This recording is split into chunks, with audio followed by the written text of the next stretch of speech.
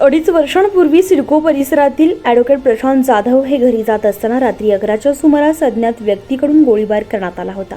2.5 वर्ष हा तपास सुरू होता. मात्र 2.5 वर्षानंतर अंबड पोलीस स्टेशनचे वरिष्ठ पोलीस निरीक्षक सुनील नारायण पवार, गुंडाविरोधी सहाय्यक पोलीस निरीक्षक मोहिते यांच्या संयुक्त कारवाईने यामध्ये 5 आरोपी ताब्यात घेण्यात आले. हे आरोपी आकाश सूर्यतळ, सनी पगारे, श्रीकांत वाकडे, प्रसाद शिंदे, अंकुश शेवाळे यांना ताब्यात घेण्यात आले. सदर 307-34 प्रमाणे गुन्हा दाखल करण्यात आला. मुख्य आरोपी मयूर बेद फरार आहे. पोलिसांची अटक करण्याचे प्रयत्न सुरू आहेत. अंबड पोलीस स्टेशनचे पोलीस निरीक्षक जयंत शिरसाट पुढील तपास करत आहे. या घटनेबाबत अंबड पोलीस स्टेशनचे वरिष्ठ पोलीस निरीक्षक सुनील पवार यांनी अधिक माहिती दिली आहे. न्यूज ओड मराठीसाठी प्रकाश धुर्वे, नाशिक. 2 वर्षापूर्वी गुन्हा नोंद झाला होता. सध्या तर आपली 2022 त्याच्यात 307चं सेक्शन होतं, चोरी ठार मारण्याचा प्रयत्न करणे.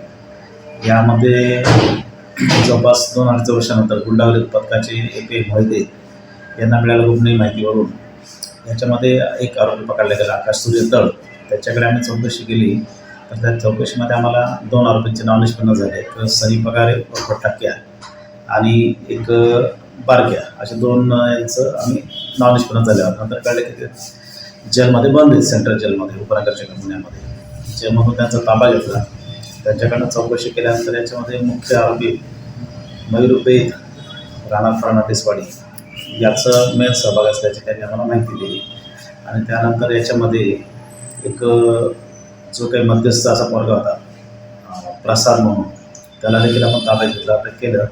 आणि त्या प्रसादच्या चौकशीमधून आपल्याला मयूर बेद आणि एक अंकुश शेवाळे नाव अशा याच्या दोघांचा यामध्ये संबंध होता असं कळून आलं. आपण या सगळ्यांना अटक केलेले 15 सप्टेंबरची पोलीस कोठडी.